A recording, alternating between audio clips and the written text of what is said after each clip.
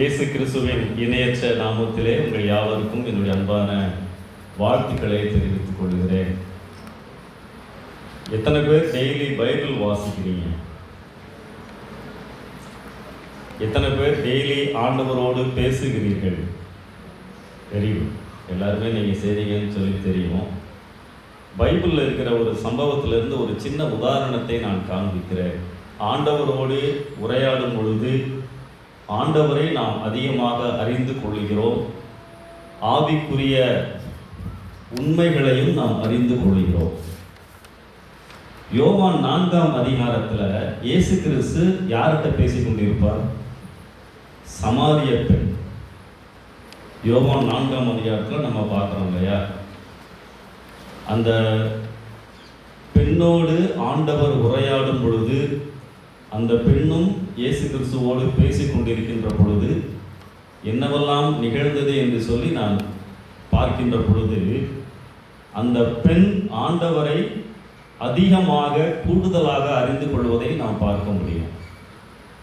முதல்ல அவள் என்ன சொல்வா அப்படின்னு சொன்னால், ஆண்டவரை யூதன் என்று சொல்லுவாள். நீர் யூதனாய் இருக்க. அந்த உரையாடல் அப்படி தான் ஆரம்பிக்கும். அப்போ ஆண்டவரை அவள் முதலாய் பார்த்த பொழுது ஒரு சாதாரண எல்லாரையும் போன்ற யூதன் என்றுதான் அவள் நினைத்திருப்பாள். அதுக்கப்புறம் தொடர்ந்து பேசும் பொழுது ஆண்டவரே என்று சொல்ல ஆரம்பித்து விடுவார். தொடர்ந்து பேசும் பொழுது அதுக்கப்புறம் எப்படி ஆண்டவரை அழைப்பால், நீ தீர்க்கதரிசி என்று காண்கிறேன். சரியா? அதுக்கு அப்புறமே நீங்கள் தொடர்ந்து வாசித்து பார்த்தீங்கன்னா, யூதன், ஆண்டவர், தீர்க்கதரிசி என்று ஆண்டவரை அறிந்து கொண்ட அந்த பெண் கடைசியில் தொடர்ந்து ஆண்டவரோடு உரையாடினதுனாலே நீர் மேசியா என்று அறிந்து கொண்டேன் என்று சொல்லுவார். கிறிஸ்து அவர் நீர்தானா? நான் என்ன சொல்ல வருகிறேன், நீங்கள் தொடர்ந்து ஆண்டவரோடு பேசும் பொழுது, தொடர்ந்து ஆண்டவருடைய வார்த்தைகளை கற்றுக்கொள்ளும் பொழுது ஆண்டவர் தாம் யார் என்பதை உங்களுக்கு வெளிப்படுத்தி கொண்டே இருப்பார். அந்த சம்பவத்தில் கடைசியில் பார்த்தீங்கன்னா, அவள் தன் குடத்தை வைத்துவிட்டு ஊருக்குள்ளே சென்று எல்லாரையும் அழைத்து வருவாள். அந்த குடத்தை வைத்துவிட்டு என்பது ஒரு முக்கியமான ஒரு வார்த்தை. எதற்காக அவள் வந்தாள்? தண்ணி எடுப்பதற்காகத்தான் வந்தாள். ஆனால் அதையெல்லாம் அவர் மறந்துவிட்டு ஒரு முக்கியமான வேலைக்காக அவள் தயக்கமின்றி செல்லுவதை நாம் பார்க்கின்றோம். இதுதான் வேதத்தை கற்றுக்கொள்ளும் பொழுது, வேதத்தை வாசிக்கும் பொழுது, ஆண்டவரோடு நாம் தொடர்ச்சியாக உரையாடுகின்ற பொழுது எனக்குள் ஏற்படுகின்ற மாற்றம். ஒரு சாதாரண பெண்ணாக வந்தவள் ஊழியம் செய்கின்ற அளவிற்கு அவர் வளர்ந்திருப்பதை நாம் பார்க்கின்றோம். காரணம் என்ன? அவள் இயேசுவோடு உரையாடி கொண்டிருந்தாள். அப்போ நீங்களும் நானும் வேதத்தின் வழியாக, ஜெபத்தின் மூலமாக ஆண்டவரோடு தவறாமல் உரையாடுகின்ற பொழுது, உறவிலே இருக்கின்ற பொழுது ஆண்டவரை அதிகமாய் நான் அறிந்து கொள்ள முடியும். அதான் முக்கியமான ஒரு காரியம். சரி, இன்னைக்கு இயேசு கிறிஸ்து சொன்ன ஒரு ஓமையிலே இருந்து சுருக்கமாக சில காரியங்களை பகிர்ந்து கொள்ள விரும்புகிறேன். இயேசு கிறிஸ்து தன்னுடைய ஊழியத்தில் போதிக்கின்ற பொழுது, உபதேசிக்கின்ற பொழுது பல வழிகளை அவர் கையாண்டார். மலை மேலே உட்கார்ந்துருப்பார், படகுல உட்கார்ந்துருப்பார், கடற்கரையில் உட்கார்ந்துருப்பார், வீட்டில் இருப்பார், ஆலயத்தில் இருப்பார், பல இடங்களிலே அவர் பிரசங்கம் பண்ணுவார். பலவிதமான காரியங்களை அவர் கற்றுக் கொடுத்தார். பல முறைகளிலே ஆவிக்குரிய சத்தியங்களை, வெளிப்பாடுகளை அவர் மக்களுக்கு உபதேசித்தார். அதில் ஒன்று தான் கதைகள் மூலமாக தேவனுடைய சத்தியங்களை அவர் சொன்னது. ஓமைகள் அப்படின்னு சொல்லுவோம். வேதத்தில் ஏறக்குறைய 40 ஓமைகள் உண்டு. ஆண்டவர் ஓமையின் வழியாக பரலோக ராஜ்யத்தின் கருத்துக்களை அவர் சொல்லிக்கொண்டே வந்தார். நிறைய ஓமைகளை நீங்கள் அறிந்திருப்பீர்கள்.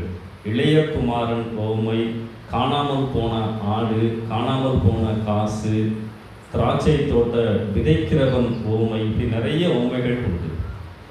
ஓமைகள் என்று சொன்னால் அதை எப்படி புரிந்து கொள்வது? heavenly meaning with earthly happening.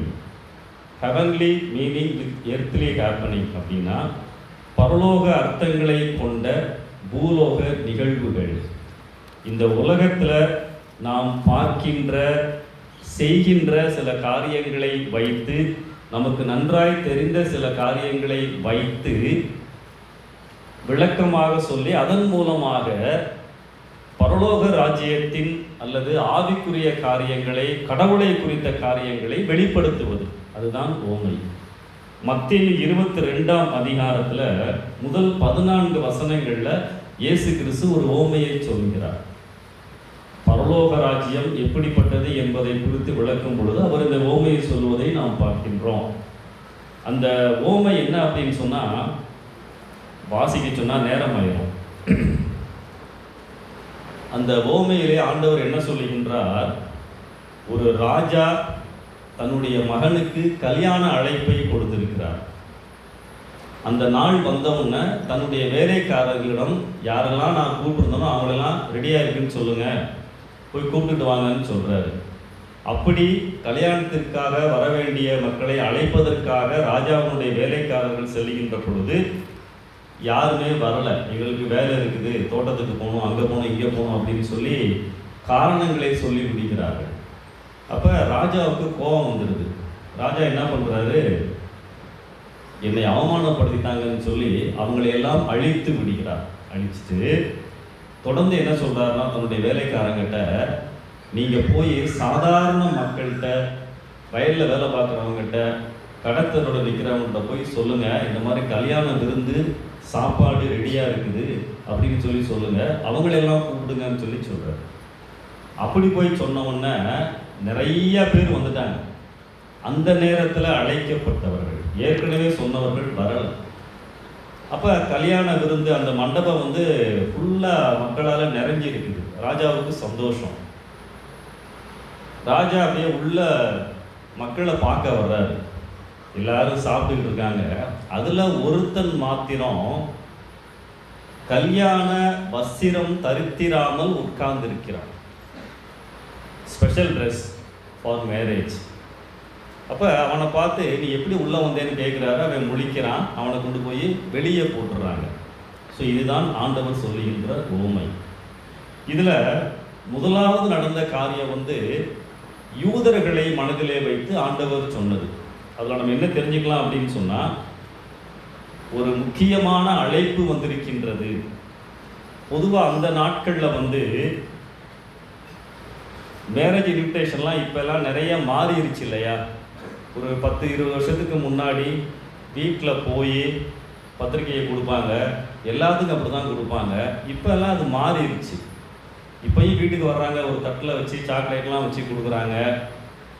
ஆனால் முக்கால்வாசி பத்திரிக்கை எப்படி வருது, வாட்ஸ்அப் வழியாக வருது. வந்தவங்க வரடி போங்க.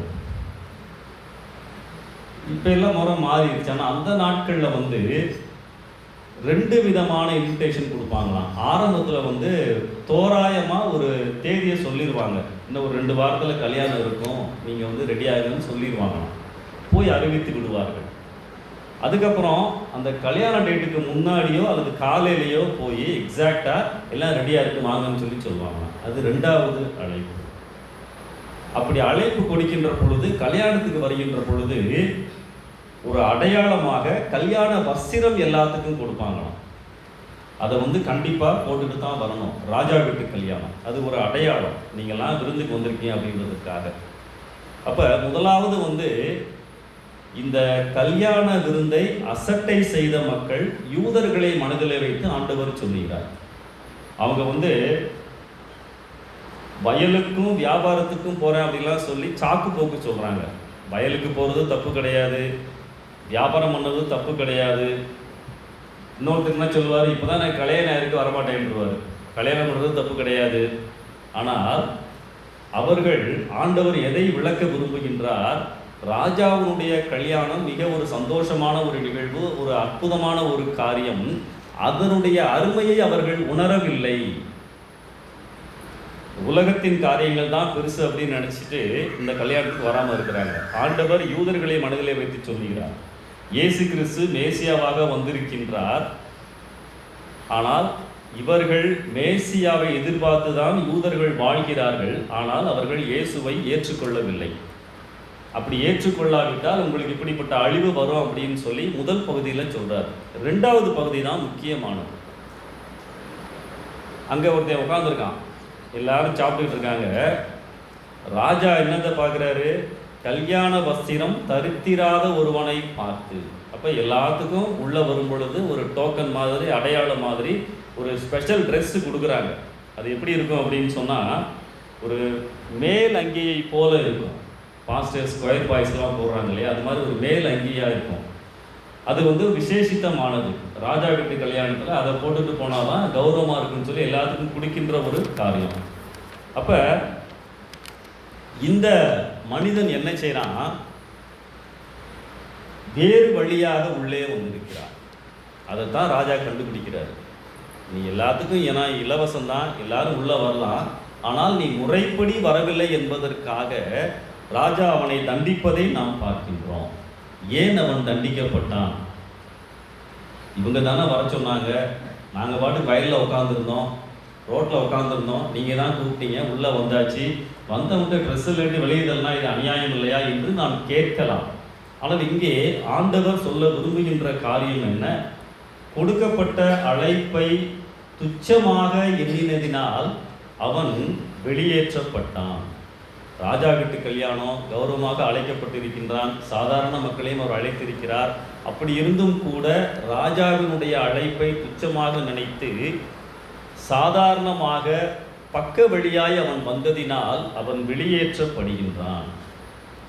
ஆண்டவருடைய அழைப்பு எல்லாருக்கும் உண்டு. எல்லாரும் கோயிலுக்கு வரலாம், எல்லாரும் சேப்பலுக்கு வரலாம். ஆனால் ஆண்டவருடைய ஆசீர்வாதம் யாருக்கு இருக்கும்? இங்கே ஆண்டவர் எதை இந்த உண்மையின் மூலமாய் உணர்த்துகின்றார்? தகுதியோடு நான் ஆண்டவருடைய இடத்திற்கு நான் வர வேண்டும். தகுதி பெறாமல் ஆசீர்வாதம் கிடையாது. ஐ should have a qualification when I am come to his presence. ஆண்டவருடைய பிரசன்னத்துக்குள்ளதாய் வரும் பொழுது என்ன தகுதி இருக்க வேண்டும்? அவருடைய இரத்தத்தினாலே கழுவப்பட்ட பாவ மன்னிப்பு நிச்சயத்தோடு நான் வர வேண்டும். ஒருவேளை அந்த மனிதன் இப்படியும் வழி இருக்கிறதா என்று சொல்லி அவன் உள்ளே வந்திருக்கலாம். எப்படியும் வந்தால் ஆண்டவருடைய ஆசீர்வாதம் கிடைக்கும் என்று சொல்லி நான் நம்ப முடியாது. நான் விசுவாசிக்க மாட்டேன், ஆனால் விசுவாசிப்பவர்களுக்குரிய ஆசீர்வாதம் எனக்கு வேண்டும். அப்படிப்பட்ட மனிதன் தான் அந்த மனிதன். பைபிள் ஒரு வசனம் பார்த்தீங்கன்னா, ஏசாயா 61:10 வாசிங்க.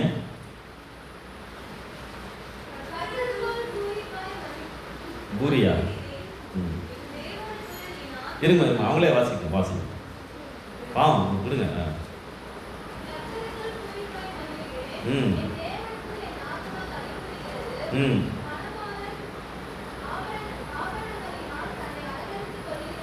ம் ம் ரட்சிப்பு போதுமா? நன்றி. ரட்சிப்பின் வஸ்திரங்களை, கல்யாண வஸ்திரம் ஆண்டவருடைய சமூகத்திலே நான் வர வேண்டிய தகுதியை குறிக்கின்றது. யார் வேணாலும் வரலாம் ஆண்டவர்கிட்ட, ஆனால் யாரை ஆண்டவர் தொடுவார், யாரை ஆண்டவர் ஆசீர்வதிப்பார்? விசுவாசத்தோடு அவரிடத்திலே வந்து அவருடைய இரத்தத்தினாலே கழுவப்பட்டவர்களை. தகுதி, ரட்சிப்பு என்பேர் இயேசுவின் அடையாளம், இயேசுவின் தொடுதல் இருக்க வேண்டும். இன்னொரு வசனம் வாசிங்க. 132 சங்கீதம் 16வது வசனம். 132:16. போதுமா? ஆசாரியர்களுக்கு ரட்சிப்பை உடுத்துவே. அப்ப ஆண்டவருடைய பிள்ளைகளுக்கு ஆண்டவர் உடுத்துகின்ற காரியம் என்ன? ரட்சிப்பு. அதைத்தான் நாம் தெளிவாய் விளங்கிக் கொள்ள வேண்டும். நான் ஆண்டவரை விசுவாசிக்கலாம் மாட்டேன், ஆனால் ஆண்டவருடைய ஆசீர்வாதம் எனக்கு வேண்டும். இங்கே ஒரு தகுதியை ஆண்டவர் இங்கே உணர்த்துகின்றார். நீ கல்யாணத்துக்கு வரணும்னா, ஐக்கியப்பட வேண்டும் என்று சொன்னால், you should have a such kind of qualification. தகுதி உனக்கு இருக்க வேண்டும். என்ன தகுதி? என்னுடைய பிள்ளையாக மாறி இருக்கின்ற தகுதி. நான் டாக்டருக்கெல்லாம் படிக்க மாட்டேன், நர்ஸுக்கெல்லாம் படிக்க மாட்டேன், ஆனால் கோட்டு போட்டு ஊசியெல்லாம் போடுவேன், அப்படி சொல்கிற மாதிரி இருக்கு.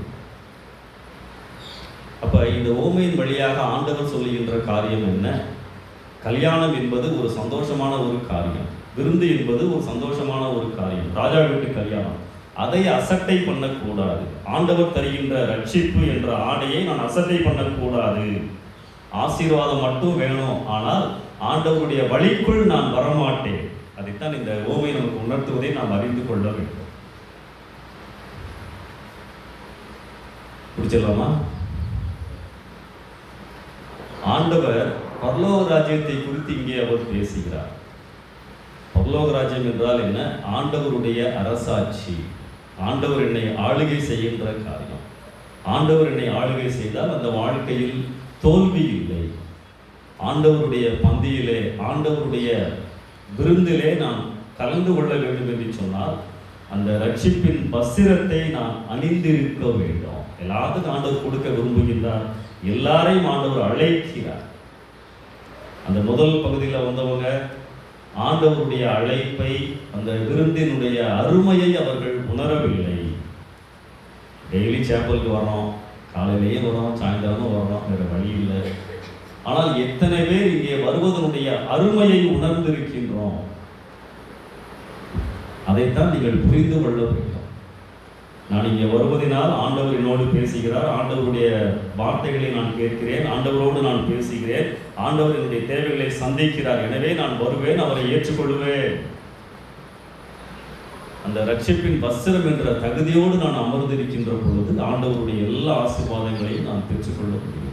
அதைத்தான் இந்த ஓமை உணர்த்துகிறது என்பதை நான் அறிந்து கொள்ள வேண்டும்.